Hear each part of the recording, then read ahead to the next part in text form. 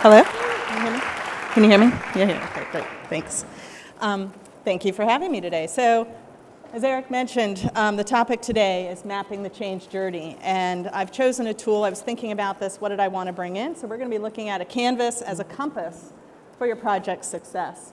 So while you all are settling in, and as we're getting in, if you take a sticky and go ahead and put your month and day of your birthday. And if you're not comfortable putting that out there to everybody, just pick your favorite day.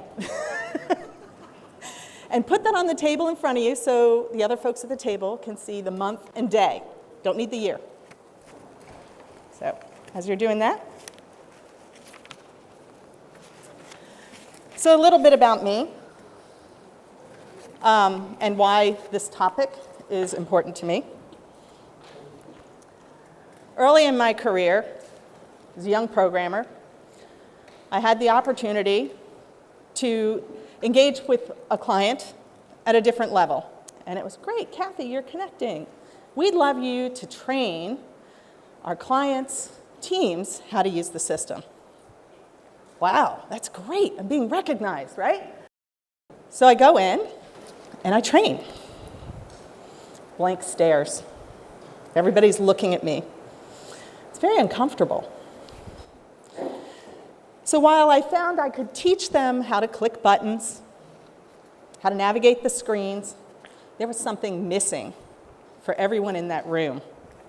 And that was their why and how the work they were doing was going to transform how they did business, was going to transform the results that they were bringing in and the outcomes that they were seeking. So that sort of set in motion what is at my core. We did a little work on purpose statements yesterday, so I'm going to read mine out.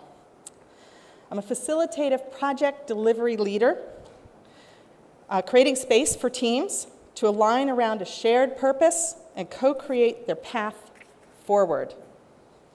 And what does that mean? I thought about this. Through my roles over my career, I've always been in the technical industry.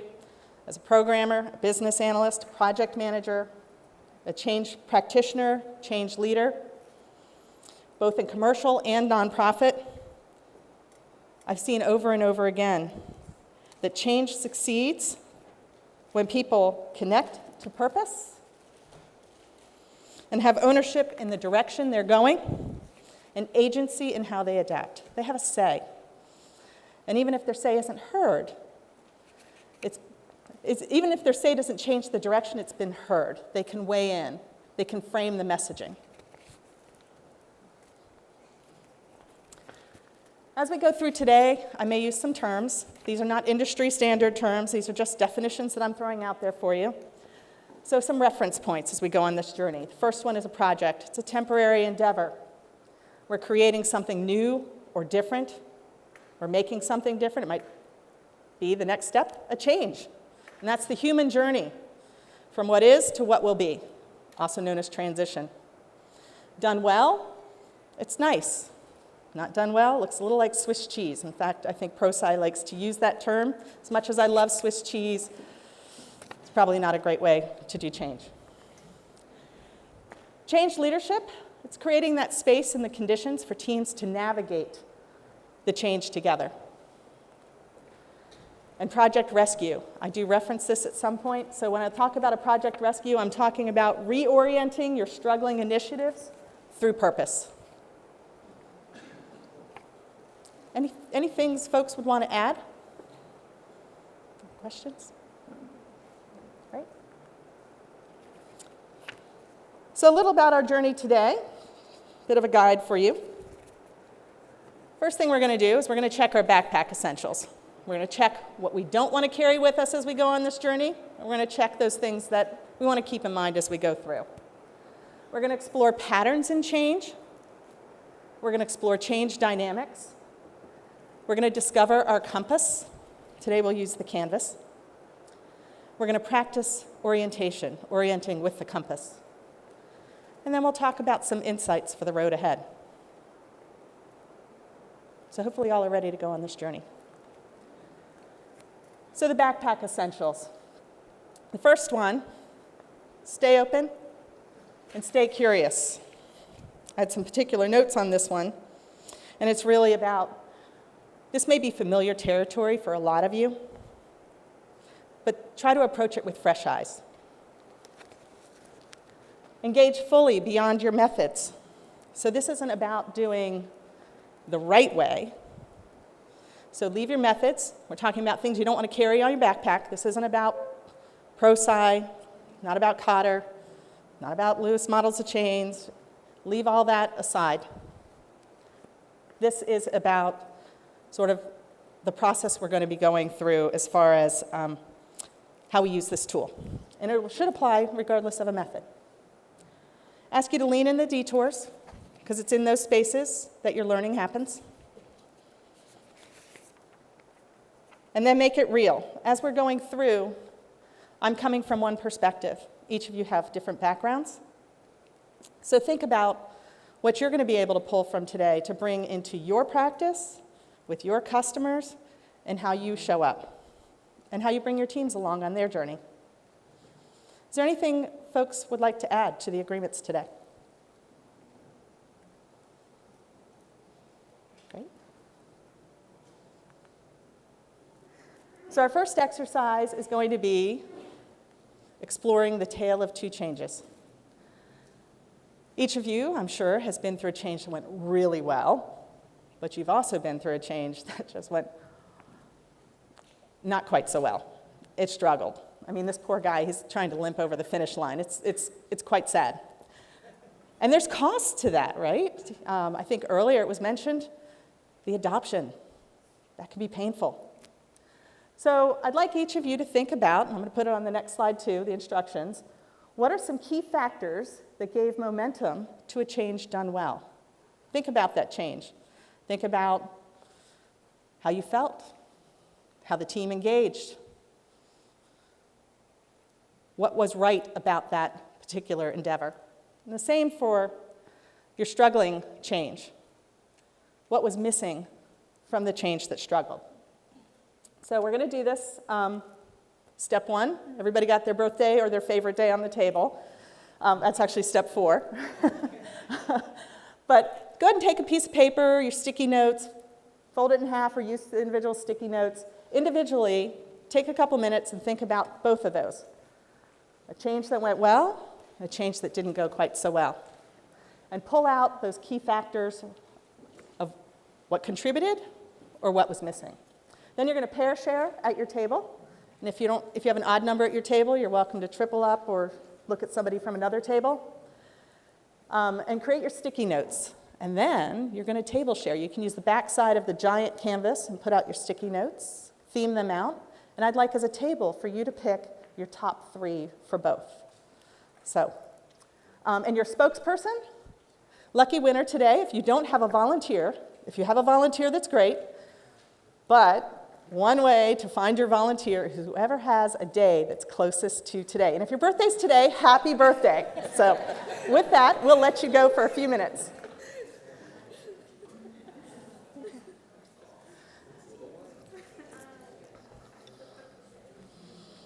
Okay, you should start moving to your table shares. You may not have all completed getting to your top 3, so if you have a few more to read out, that's fine. But that looks like there was a lot of great discussion happening, so I'm really curious to go around and hear from folks in the room. Who would like to share we'll start with the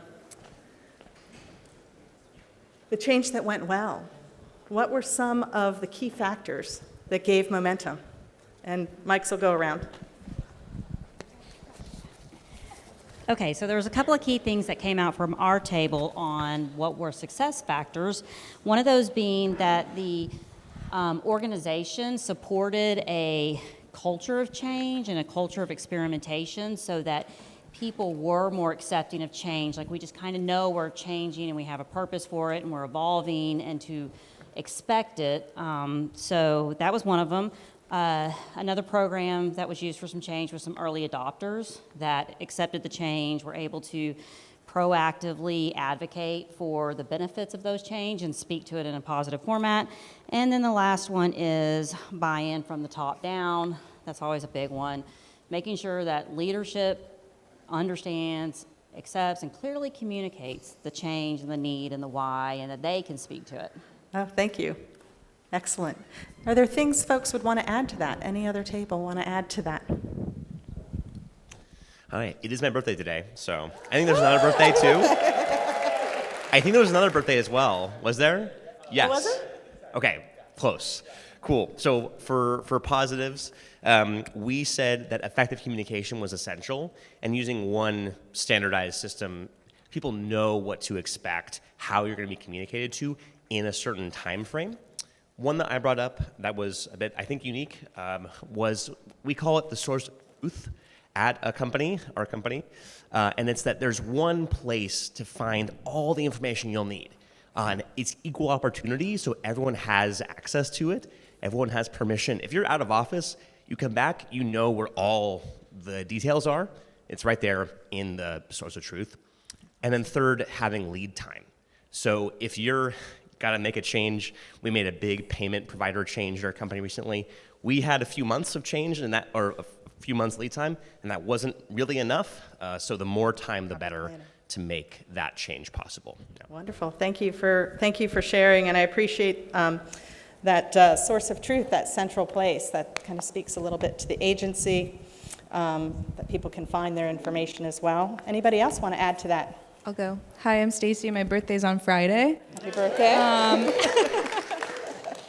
One that came up like again and again for us was really clear roles and responsibilities. So everybody knowing what their job is and kind of what their purpose is. That's the biggest one. And then just like affirmation that you're valued and like knowing that you're valued and trusted. That was another big one for went well. Great. Thank you. We have one more in the back, and then we'll move to change that struggle. Okay, I'm Jackie. My birthday is in about 3 weeks, so I just put myself out there. Happy birthday. So I'll just try to add the ones that we haven't already had, but we talked about not just clarity of vision, but having a shared vision and purpose certainly contributes to a successful outcome. Believing in yourself to make the change, doing the internal work as the facilitator, and to have the right people in the right roles. In other words, a match of talents and skills with what a project needs and what people want to give to the project to have a successful outcome. Excellent. Thank you very much. So I'm sure there's a lot more folks can add on, but a lot of things stood out here. I'm curious, before we compare the two, who would like to share some of the findings for what was missing in a change that didn't go quite so well? My name's Harry. Birthday's in 10 days. We had, one was actually understanding the difference between workload and the resources you had. So even if you have the great plan, have you actually understood the resources available to make the change? Another one was either missing whys or even bad ones that don't resonate with the group. And the last one was also like the forced feelings you get, like, isn't this exciting? If it's not exciting, you don't want to nod your head and agree, but you may not have the space to disagree. So, yeah. Thank you. Appreciate that. Anybody else? Okay, I was going to say empathy. Yeah. But also, one thing that came up at this table is having leadership say that they're open to feedback, but appearing not to take it seriously. That seems to be a rough one. Appreciate that. I heard a lot of on that, and I'm sort of seeing a theme to the sessions we had earlier too. So anybody else? One more? Please, go ahead. Oh, we've got one. We've got two more. Thanks. Sorry, did not mean to cut in. We didn't discuss it at our table, but when you were talking about leadership, it reminded me of how many changes I've seen fail because senior leadership is not aligned. So it's not enough to just have that change be communicated from the top down, but the top needs to be on the same page first. Thank you for that. At this table, we did a little bit of a grouping, and we didn't quite get into all of the not well, but I do see some repetition of progress report. So kind of understanding how that change is being received and how is it going, so you can adapt. And you might get like all the way down the line and realize like this didn't actually go well, but we didn't have that visibility into what's going on. Yeah, I appreciate that. I'm curious, as you've heard things today, such as around support, things that contributed to things that went well, support, experimentation, early adopters, buy-in from the top down, knowing the whole system, how to communicate, knowing where that source of truth is, clear roles and responsibilities. And then I'm going to jump, I know there were a lot more, I'm going to jump over to things that contributed to change that didn't go quite so well. Understanding the progress kind of feeds a little bit into maybe the experimentation, senior leadership alignment, being open to feedback, having empathy, those forced feelings, and workload and resources. Are folks kind of seeing any themes or connections kind of come out across those? What about how people are coming together? I see a hand over there. Whether you're focused on the change or on the people experiencing the change. Like it's sort of the customer focused as opposed to the Both? us focused. Well, we've been through, I mean, this has been great discussion, and it sounds like everybody's had experience with both sides of change. And I'm struck with something interesting here. So when changes work, it sounds like people seem to be moving the same direction, whether it's they know their roles, their senior leaders are aligned, they know where to find information, they know what the experience should be, there's a feedback loop, there's empathy. So there's like sort of a clear path of how you're going to be moving forward together.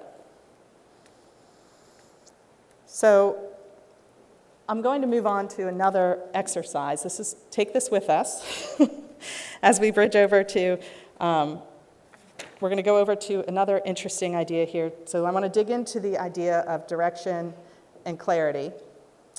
And I'm going to jump over to another exercise. Look at the time. We're going to do this one relatively quickly. What's going to happen is I'm going to put 3 images on the screen. You can use those images however you want for 3 minutes as a table to build a story. 3 sentences. If you want to go to 4, it's okay. You want to keep it short. Story needs to begin with once upon a time.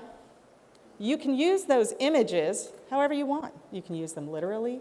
You can ascribe meaning to them. You can think about what's happening outside the frame, what happened before, what happened after. You can think about the individuals that might be in these images, what they're talking about, what they're experiencing, what they're feeling. You can use those images however you want to build a story that's 3 sentences. Are you all ready? And pick one person at your table to be a scribe. If you do not have a volunteer, pick the person who has a birthday closest to July 4th. Image 1. Image 2. Image 3. And you have 3 minutes.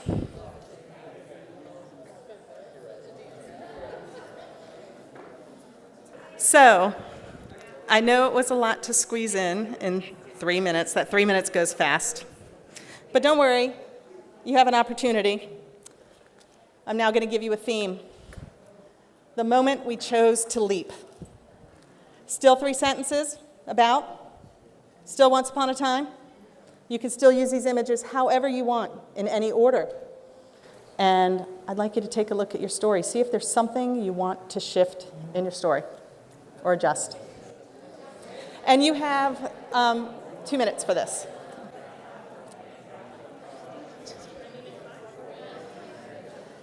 I know that was a quick exercise, but I am curious in the room, is there anybody here that actually adjusted their story? I'd love to hear from at least one of your tables. Talk to me about that. The first story is about once upon a time, my grandfather and granddaughter created a magic garden. They lived on top of a hill, had a steep, circuitous road to get there. Until one day, Gargamel showed up in his hot air balloon. And then they made the garden disappear by going invisible. How we changed this was the grandfather and granddaughter lived a happy vegetarian life, plant-based vegetarian life, until one day Gargamel showed up with his pet pig, crashed the balloon, killed the pig, they barbecued it, and everyone lived happily forever.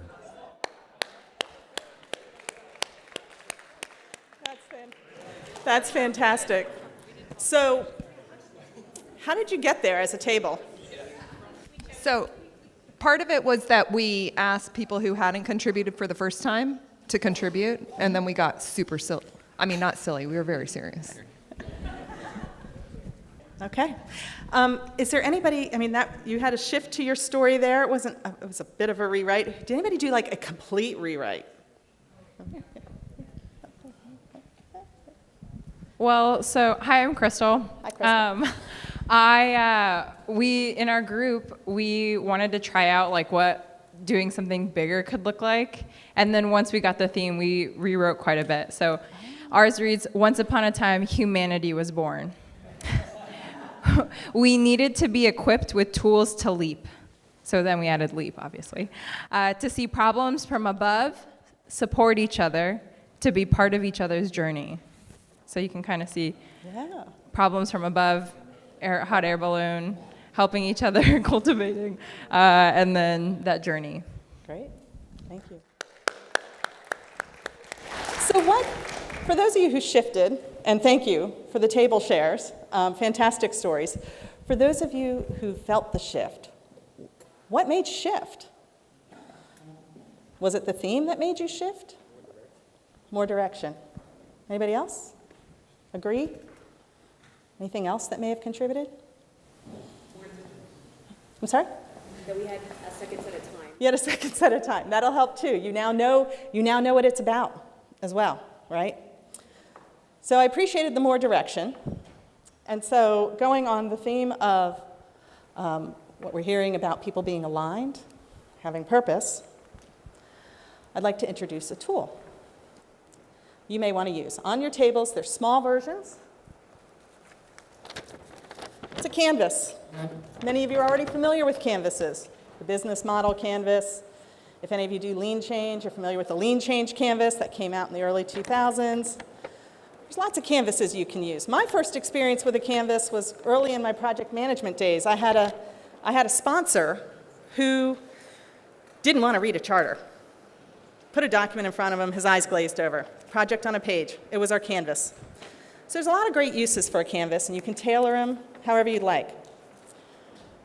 Today's canvas is set up on 3 sections.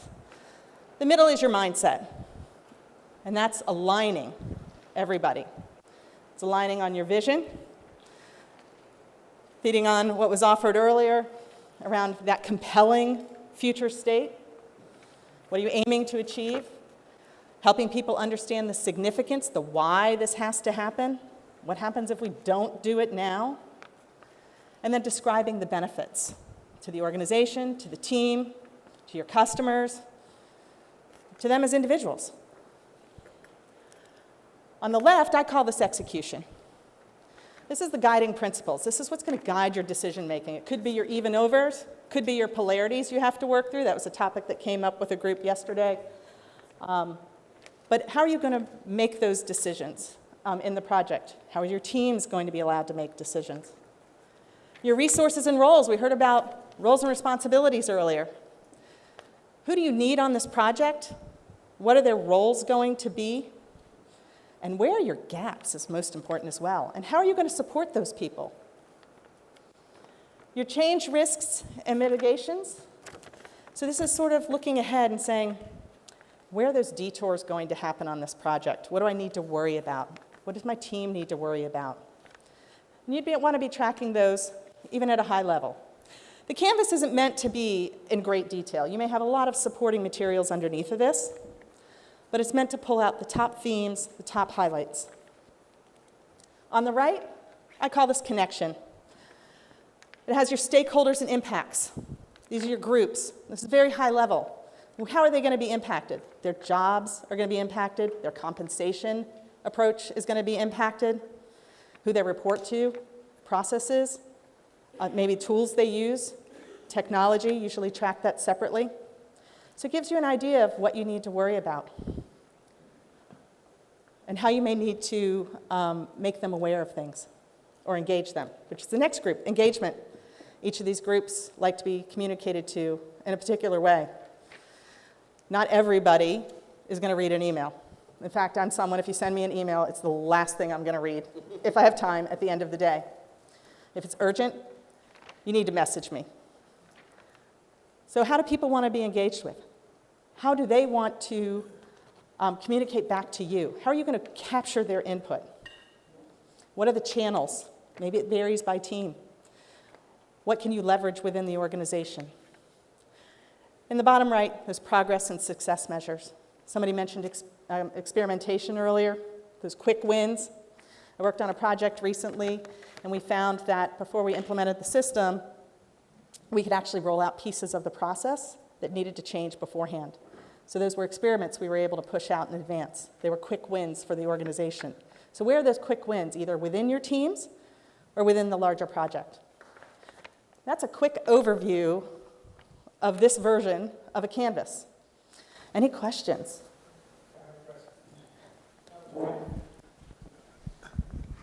It took me a minute to figure out my question. When you're in the beginning of a project, do you sort of fill this out all at once? Is there some sort of living part of this over time? What's the lifetime of this and this information? Yeah, so this is meant to be a living, breathing document. And the beauty of a Canvas is you create it for your engagement. This is one. Underneath of this, which I didn't share today, teams have a Canvas. They have the vision at the top, but then they have the impact specific to their team and what they need to do to support the change, or what they need from the organization to support the change. So this is all visible and all bubbled up.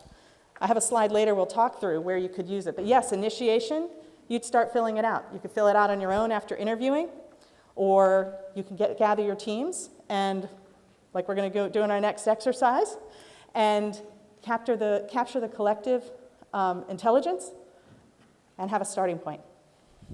So let's read the instructions first. You have a big canvas on your table, so feel free to open that up and use it. Today I was thinking you'd want to focus on, where I like to start, vision, purpose, significance, the why now, and the benefits. You might find as you're working through this that you come up with ideas that belong in other blocks, and that's okay. Put those stickies in those other blocks. You'll come back to them later. I gave you a prompt if you're doing a vision.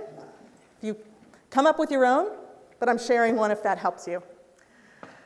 Your approach today is first individually, and I'm going to give you scenarios, is individually quickly capture your thoughts on sticky notes once you read the scenario. One idea per sticky around the vision. So you're going to read the questions here.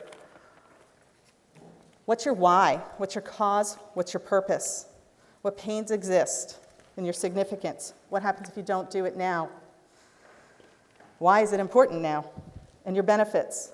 What are your anticipated improvements to your employees, the organization, or external parties? Then as a table, you'll look at the stickies. Please start just placing them in the middle sections. Talk as a table and start grouping them, coming up with themes. And go ahead and create your vision. Try to draft one, and we're going to have a table readout. If you don't have a volunteer spokesperson, we're going to pick the person whose birthday is closest to Halloween.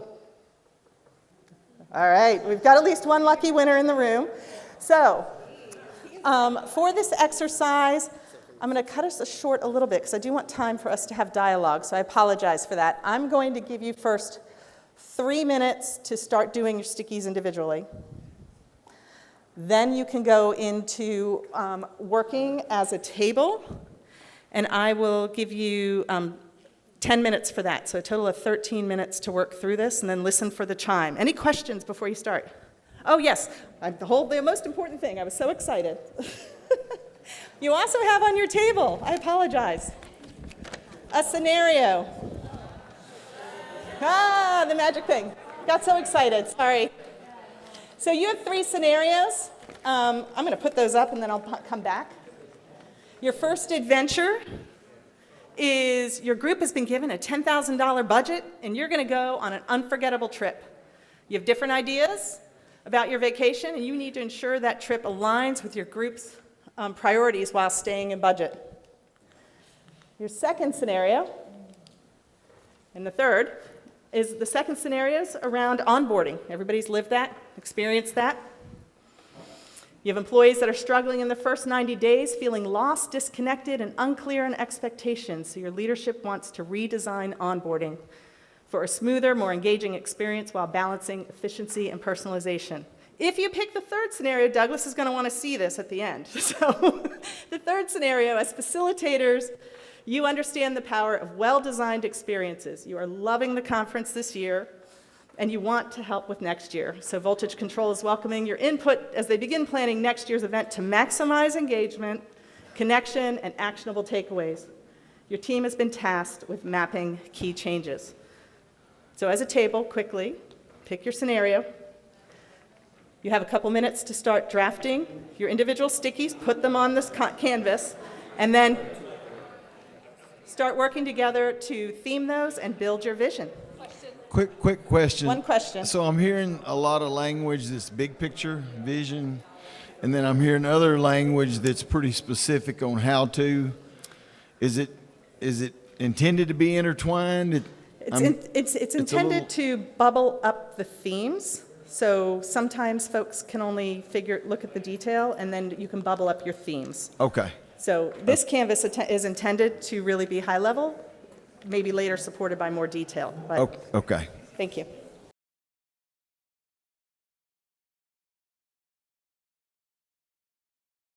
And you should start working as a table, putting your stickies in the middle.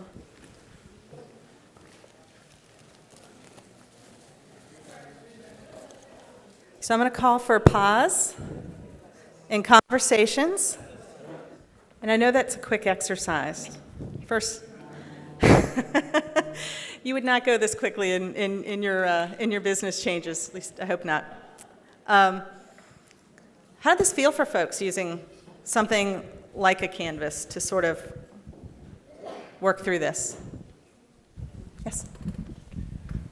Thanks. I think I saw a difference between like high-level thinking and low-level thinking, and there was maybe even some discord over that. Yeah. Yeah. Thank you for sharing that. And we'll come back to that. That does happen at times, depending on the groups. We have a few more. It was really useful to have buckets to put our ideas into, but it was too much all at once. It would have been nice to roll out just the center strip and then the next piece and have a build. Great, thank you. Yeah, to plus one on that, it was hard because there were just so many. I'm like, oh my gosh, where do I even start? And then of course I went straight to solutions. And they were of course. Great, thank you. Anybody else? I have a microphone, but I can't figure out where all the voices are coming from. But I noticed there's a really delicate balance between the beauty of the constraints and the prompts, and then also allowing yourself to veer off the prompts when it happens, and allowing that to happen organically. Absolutely. Thank you. Anybody else? Over in the front. I sense some personal resistance to using such a formal system we used prompt 1, so it was a vacation. And I was like, oh, I'm overthinking this. I don't want to do that. But I think it actually is, I'm not overthinking it. All these things are necessary, but using them for a personal project feels like kind of almost inappropriate, but it actually is appropriate, Does that make sense? I don't know. I think it does. We have one more over there, and then I want to see did other folks align with, run into sort of the same things? I've heard discord, the ability to kind of stay within the constraints, but also permission, allowing yourself to veer off. I I think, I think we did good. And I love templates to kind of help group our thinking. I think what is additionally helpful is examples. Like, I think it would have been good if we would have seen an example. Like, that would have just given us a little bit of a different overview. perspective, or helped us a little bit where we struggle at, like, which bucket. And like you said, it doesn't really matter which bucket it goes into, but that would have helped us, I think, be not as confused. Indeed. Thank you. One more. I just wanted to comment that I'm used to someone's being like, fill out this canvas, Monica, and for your product strategy, and I've always really struggled with that, and I think one of the reasons why is because I was doing it in a vacuum, and there wasn't a sequential process of prompts and thought to talk about that. I think that's the expectation that these conversations are happening, and so it should be easy for me to go and synthesize it. So I appreciate wanting to take this back and say, how might we fill out this canvas a little differently that's more meaningful, where everyone is more engaged. Interesting. The dialogue, not in a vacuum. We have one more. Do I go? Mm-hmm. Okay. One of the things that was interesting for our table that I had to adjust is we picked 2 for the onboarding, and I actually facilitated my company's onboarding transformation. And so I'm sitting here going, like, how do I share thoughts without, during a scramble, it's human nature, who has experience at this? And then you're like pulling in that, but then I didn't want to stifle other people's ideas either. So it was like trying to there was like the natural tension of how do we have random ideas show up, but who has actual experience doing this, and how do you leverage it? So I think as facilitators, we have to leave space for the 2 types of people, because I think there's value in both. Indeed. Thank you for sharing that. And I appreciate that. We have one more over here. I was just reflecting on like a couple of comments around like doing it all at once was challenging, and it just kind of made me think about how important it is for teams to be aligned on a North Star. Like, I was just wondering, like, if we had all agreed on our vision and then built out the template, like, would we have come from so many different perspectives? So it just kind of something that dawned on me is like, oh, like starting with the vision, starting with why is so important. Thank you for that. Kind of going to the compass, right? Always know the direction you're going. Anybody else? We have a couple more over in the back. Yeah, so I was struggling also. I noticed myself, I was reading every sentence and I was overwhelmed. My fault, maybe. But I was thinking, what if all of this was blank, except for the colored items? So, and we would have started with questioning, what kinds of questions do we want to ask ourselves regarding guiding principles? And afterwards, maybe adding the missing important questions, etc. So you take more ownership as a team or an organization towards what's guiding principles for us, instead of saying this, there are or these aspects. Right.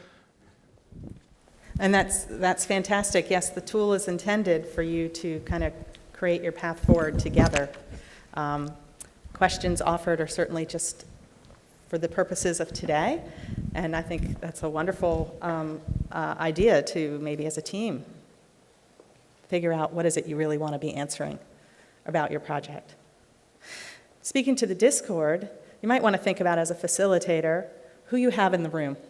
So, do you want to do this with your senior leaders separately from your teams first, especially if you're working on the vision? And then work with your teams and maybe one senior leader, or your teams alone, and then bring everybody together. But it's all about bringing that alignment. I heard looking at the whole canvas. And so for the purposes today, yes, I shared the whole canvas. But as a facilitator, you would probably block off the blocks that you don't want to see with your group. Because indeed, it can be overwhelming to dig into this. So I think there have been a lot of creative ideas here offered around how it could be used.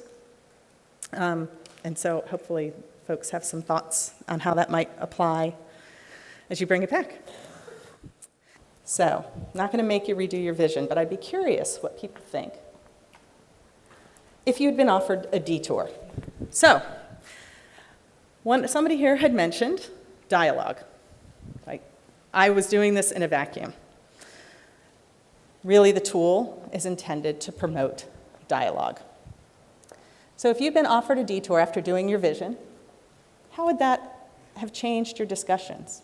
How would the tool help you? How might you use it or not? Any thoughts on that? Hi, Kathy. John Rabassa. So I took from this that it was kind of like a discovery tool where you had a lot of different prompts. And so this is, as you said, a kind of a living document where things may bubble up that then informs, answer the question of your vision. So you make sure you don't leave things out. I look at these detours and I think that's probably the kind of information that you might pick up along the way. And some of them are actually very helpful because they give you more definition. Indeed. And so when you encounter these detours, whether you use a tool like this or something else within your teams, how are you evaluating that together on what those impacts are? Again, that tool to kind of guide that discussion. Anybody else? Yeah, my name is Robert Britton. I was gonna add to this that I think the timing always gets people, especially in a workshop. You're like, in the interest of time, or because of time, or you think you take this for 10 minutes. And I think what we do is we kind of shut down our thinking, and it's not really exploratory. So when you add these detours, I think that also gives us that breadth of you know what, if we don't get it all today, we can come back to it. Right. So as facilitators, I think we also need to find ways to give them space afterwards to say, hey, you're not gonna be done when you're here. This is just a starting point so you can keep going once you leave here. Indeed, thank you. Progress over perfection. We have another one over there. Right, so when I saw the detour, we were doing the employee experience, and that was okay, yeah, you need to ask the people that are going to go through the change what, you need to get their inputs, design it around what they prefer. And then it triggered something, I don't know why, a second point, sorry for hogging the mic here, but when do you go and how deep do you go into this type of exercise, right? Mm-hmm. And sometimes just getting to vision can take days and weeks, depending on what it is. So I'm curious what other people think about that and what you think about that. Yeah, it's, so the theme I'm picking up here, which kind of ties into this, is adapting. This is iterative. This is not a once and done experiment or tool. It's not once and done. Use it as initiation. I'll show some other points. There's various points where you'll use it. So you mentioned vision could take a long time, and it does. I've had a vision take 5 weeks to develop with 8 sponsors. That was quite a challenge to get to the vision, and that's all we focused on. And then after that, we were able to start digging into some of these other areas. And it's almost like peeling back the layers of an onion, right? You might start and only get so far. And then it marinates. People start moving down a path. You might be building out your plan. You might be mobilizing your resources. You might be working through your procurement process if you're bringing in a new solution. You might be still doing some of your pain points discussions. They may still be underway to kind of work through things. You might be starting to do pre-mortems. Whatever tools you're using, out of those, more things will come out that bring richness to your project, your goals, and how you need to work together. So you're always coming back to this. It's also recommended to make this visible, whether you're using a Miro board. Some people post it on a wall, although I know many of us are hybrid or remote now. I often will take sections and make sure that when I go in a meeting with sponsors, we go back to the vision. If something comes up, how does it play into our guiding principles? So I'm always coming back to these.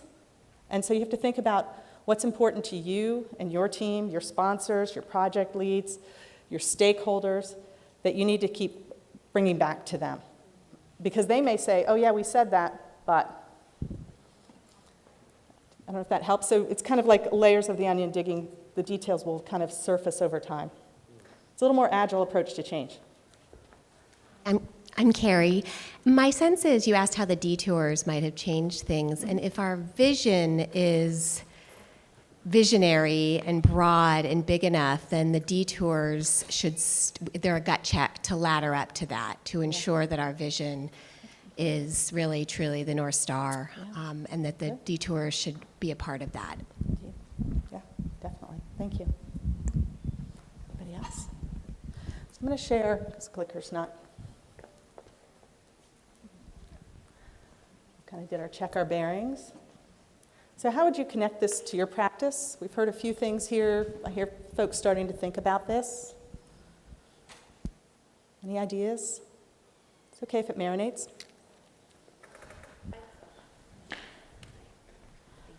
I have more than one word. For me, looking at this and thinking about the different boxes, it seems to me that some of these would be way more flexible than others.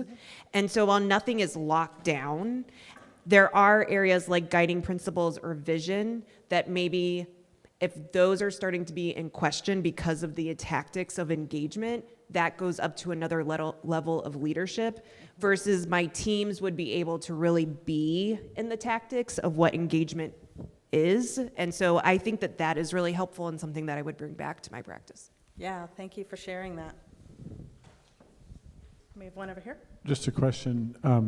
When you said a minute ago, the long vision exercise that was 5 weeks, wondering how you landed that, how you knew you were done, and did the map help? Like, did you sort of go into significance and benefits and kind of cross-connect that, or was it totally unrelated to that? We tended to, so with that particular audience, not everybody, when you present the canvas, they're like, oh, the eyes glaze over, right? I think your head's like, right?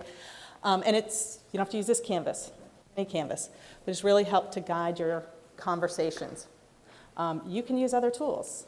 You had asked earlier, how would I do this with my sponsors? Sometimes I'm interviewing the sponsors individually. I'm collating the information, and I'm sharing it out to them to make sure we're theming it correctly and we're then evolving a vision together. Sometimes that's an interesting exercise because it surfaces, they haven't necessarily talked to each other, so it surfaces a lot of those polarities or personal agendas or something else that may not tie into what I'm getting from the most senior sponsor. So you can use different methods to surface this information and bring it together. Anybody else? I guess the first thing I would say, hi, I'm Tamara, is first of all, I applaud you and everyone else who was willing to get up and present because I think facilitating a group of facilitators, speaking of F words, is the effing hardest thing Terrifying. on the planet because it's hard. And so I also want to thank you for starting with your reminders that you really asked us to stay curious and to lean into it and make it real. Like, I really appreciate that because this gave me an opportunity to think about my own impulses as a participant facilitator. Yeah. But I recognized I have a lot of impulses around the use of like posters. And I use a lot of these too. And what I realized is like, oh, when you put something in front of me, I want to read every single word. I want to make sure I got it right. How do I get an A+? What are we going to do? And so, but I think that it helped me realize that I have to rethink the use of some of these tools to be thoughtful about different ways that people start to enter into something like a shared space like this. So anyway, thank you. Great. Thank you. Got a couple minutes, and happy to keep talking about the tool after. I want to share a couple things. Somebody asked, where would you use this? I've mentioned it anywhere. Use it at project initiation. You could use it as a health check. You can use it in your strategy sessions. You can use it when you encounter detours, when you need to do a project rescue. That poor guy just lost. You can use it for your readiness checks. You can use it for your resource shifts. You can use it any point you need to align or realign. When you're onboarding teams, when you're offboarding someone, who's filling that spot? What does that mean to how you're approaching things? And you can use it at the beginning when you're trying to develop your strategy. Quick example of how I might use this from a rescue perspective.